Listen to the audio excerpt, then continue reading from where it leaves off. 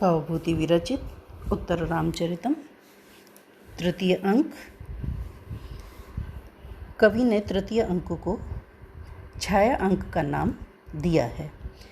यह नामकरण नाटक की घटनाओं के संबंध में है, इसलिए यहाँ तमसा सीता के साथ, सीता जी रामचंद्र जी के साथ एवं रामचंद्र जी वासंती के साथ छाया के रूप में अनन्य रूप से दिखाई देते हैं।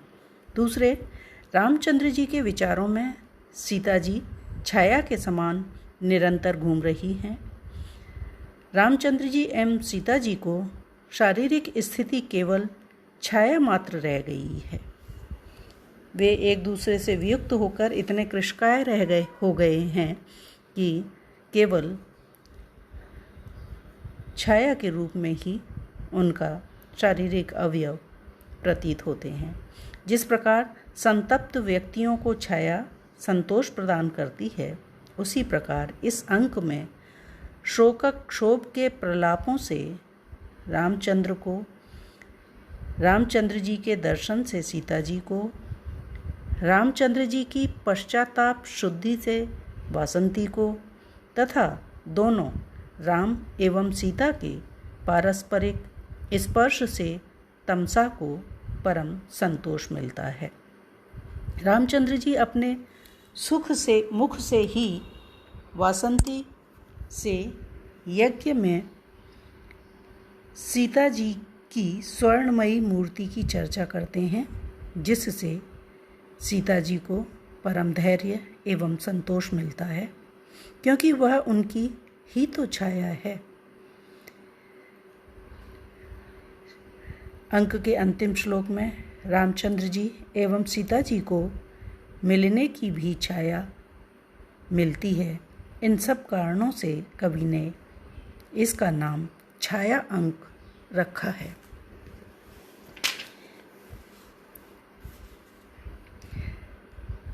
उसके पश्चात जहाँ तृतीय अंक प्रारंभ होता है, दो नटी मंच पर प्रवेश करती हैं और वे आपस में रामचंद्र जी की स्थिति के विषय में विचार करती हुई कहती हैं।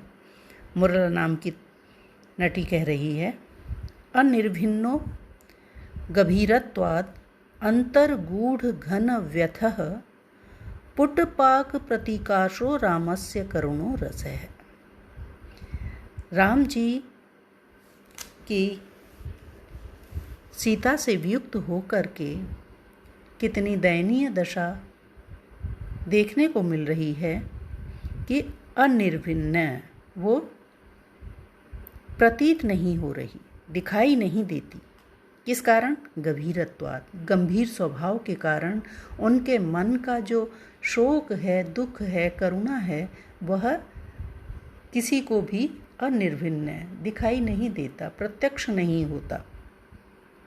और अंतर्गूढ़ घन व्यथ है, उनके वियोग के कारण जो उत्पन्न शोक है, उसकी व्यथा अंत है, मन में ही विद्यमान है और घन, बहुत घनीभूत होकर के, गूढ़, बहुत ही गहरी। तो इस प्रकार के उनके अंतर मन में सीता विषयक जो शोकाग्नि है, वह बहुत ही गहन सघन होकर के अंतःस्थल में विद्यमान है, जो कि उनकी गंभीरता के कारण प्रकट नहीं होती और सामने वाले व्यक्ति को दिखाई नहीं देती। किस प्रकार से है उनका करुण रस? पुटपाक प्रतीकाश है, पुटपाक के सदृश रामस्य, राम का करुण रस है। तो सीता से वियुक्त होकर शोक के कारण उनकी जो कारुणिक दशा है, वह ठीक उसी प्रकार से है जैसे पुटपाक हुआ करता है, जिसके अंदर विद्यमान कोई भी जो तत्व है वो खदकता रहता है। वैसे ही सीता से वियुक्त होकर जो उनका आंतरिक दुख है, वह अंदर ही अंदर उनको विह्वल बनाता रहता है, उनको परेशान करता रहता है, दुखी करता रहता है और सामने उजागर नहीं होता है। दंडकारण्य में विचरण करते हुए श्री राम कहते हैं, दलति हृदयम शोकोद्वेगात् द्विविधा तु न भिद्यते। वहति विकलः कायो मोहं न मुञ्चति चेतनां। ज्वलयति तनूम् अंतर्दाह करोति न भस्मसात् प्रहरति विधिर्मर्मच्छेदी न कृतन्ति जीवितम। मेरा जो दुख है बड़ा ही कष्टकारी है, क्योंकि दलति हृदयम मेरे हृदय को विदीर्ण कर रहा है। शोकोद्वेगात् जो शोक का उद्वेग है वह द्विधा न तु भिद्यते, परंतु वो शोक का उद्वेग मेरे शरीर को दो भागों में, मेरे हृदय को दो भागों में काट नहीं देता। बस इतना ही नहीं करता, बाकी तो मेरे हृदय को बिल्कुल ही विदीर्ण कर रहा है। वहति विकलः कायः मोहम विकलः कायः मेरा जो शरीर है वह विकल है, बेचैन होकर के, मोह से युक्त है और चेतनाम न मुंचति। मोह के कारण मेरा शरीर जो है वो अत्यधिक बेचैन है, मात्र जो चेतना है वही उस शरीर को नहीं छोड़ रही है, इसलिए जीवित दिखाई देता है, अन्यथा तो वह जीवित भी नहीं है। ज्वलयति तनूम अंतर्दाह मेरे अंदर जो विद्यमान शोक का दाह है, पीड़ा है, दर्द है, वह तनुम ज्वलयति मेरे शरीर को जलाए डाल रहा है। न भस्मसात करोति बस उसको एकदम से भस्मीभूत नहीं कर रहा, अपितु तिल तिल उसको जला रहा है। प्रहरति विधि मर्मच्छेदी जो भाग्य है वह मेरे मर्म का छेदन करने वाला है, और प्रहरति मेरे शरीर पर प्रहार कर रहा है, मेरे मर्म को आघात पहुंचा रहा है, आहत कर रहा है। न क्रंतति जीवितम मेरे जीवन को न क्रंतति काट नहीं रहा है, अर्थात मेरे जीवन को नष्ट नहीं कर रहा, अपितु मेरे मर्म पर प्रहार कर करके मुझे पीड़ित कर रहा है। तो सीता से वियुक्त होकर के मेरी इस प्रकार की शारीरिक दशा हो रही है। न किल भवताम देव्याः स्थानं गृहे अभिमतं ततस्तृणम् इव वने शून्ये त्यक्ता न चाप्यनुशोचिता चिरपरिचितास्ते ते भावास्तथा द्रवयन्ति माम् इदम् अशरणैरद्य अस्माभिः प्रसीदत रुद्यते। राम जी अपने आप को ही आक्षिप्त करते हुए कह रहे हैं कि हे पुरजनवासियों, न किल भवताम देव्याः आप लोगों को, देव्या देवी सीता का, गृहे स्थानम अभिमतम गृहे घर में रहना अभिमत था। तो हे नगरवासियों, आप लोगों को सीता जी का मेरे साथ नगर में, महल में रहना अभिमत नहीं था।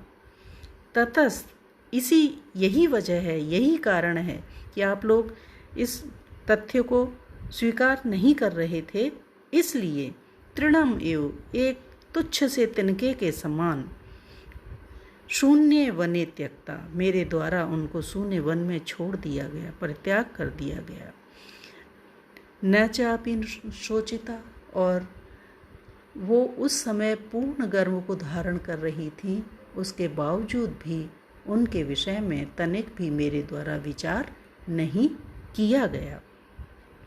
चिर परिचितास ते भावः द्रव्यन्ति माम चिर परिचित वे भाव, सीता से संबद्ध मेरे भाव जो हैं वो इस समय मुझे द्रवित कर रहे हैं। सीता विषयक वे भाव, उनसे जुड़ी हुई मेरी जो भावनाएं हैं वे इस समय मेरे मन को द्रवित कर रही हैं।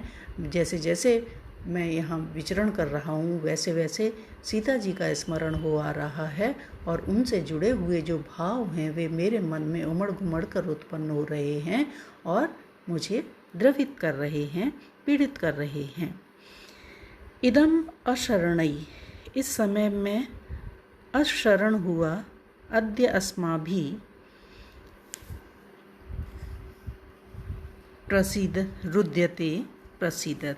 तो अशरणई अस्माभिः इदम रुद्यते, तो इस समय यहाँ पर अशरण हुआ मैं, रुद्यते रुदन कर रहा हूँ, दुखी हो रहा हूँ, आप लोग प्रसीदत प्रसन्न होइए। हे पुरजनवासियों, आपकी प्रसन्नता के लिए, आपकी इच्छा को ध्यान में रखते हुए आप नहीं चाहते थे कि सीता जी घर में रहें मेरे साथ, इसलिए मैंने बिना सोचे एक क्षण के लिए भी विचार किए बिना ही उनका परित्याग कर दिया और अकेली असहाय इस वन में मेरे द्वारा उनको छोड़ दिया गया। और यहाँ पर आने के पश्चात उनसे जुड़े हुए उन भावों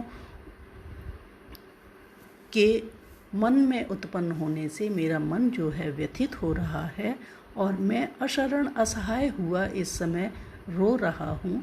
आप सब प्रसन्न होइए, क्योंकि आपकी प्रसन्नता के लिए ही मैंने अपनी प्राण प्रिय सीता का परित्याग किया। तमसा कहती है, राम की इन सारी स्थितियों को, दशाओं को देखने के पश्चात, एको रसः करुण एव निमित्त भेदात् भिन्नः पृथक पृथक इव आश्रयते विवर्तान आवर्त बुद्बुद तरंगमयान विकारान अम्भो यथा सलिलम एव ही तत् समस्तम। ये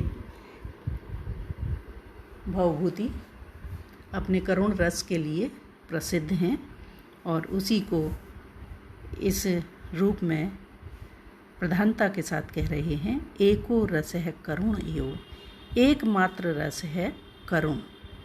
निमित्त भेदात, निमित्त भेद के कारण, उसका जो कारण है उसकी वजह से, भिन्न है पृथक पृथक, भिन्न है वो अलग हो जाता है। निमित्त भेद के कारण वो अलग होता है, लेकिन मूल तो उसके पीछे एक ही है, वो है करुण रस।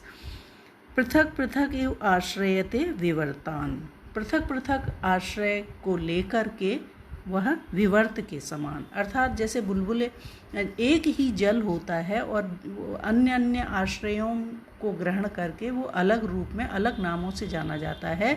जैसे बुलबुला पानी में गुबार सा उठता है तो वही जल बुलबुला बन जाता है, वही अन्य किसी निमित्त में ढाल दिया जाए तो किसी घड़े का जल, लोटे का जल, इस प्रकार से अलग अलग नाम हो जाते हैं, लेकिन उनमें सब में रहता तो एक ही जल है। वैसे ही राम ने चाहे युद्ध भूमि में रहे हों, चाहे गृह में रहे हों, चाहे अन्यत्र रहे हों, उन्होंने जिन किसी भी स्थितियों को भोगा है, उन सब के पीछे अंततः एक ही रस रहा है और वो है करुण।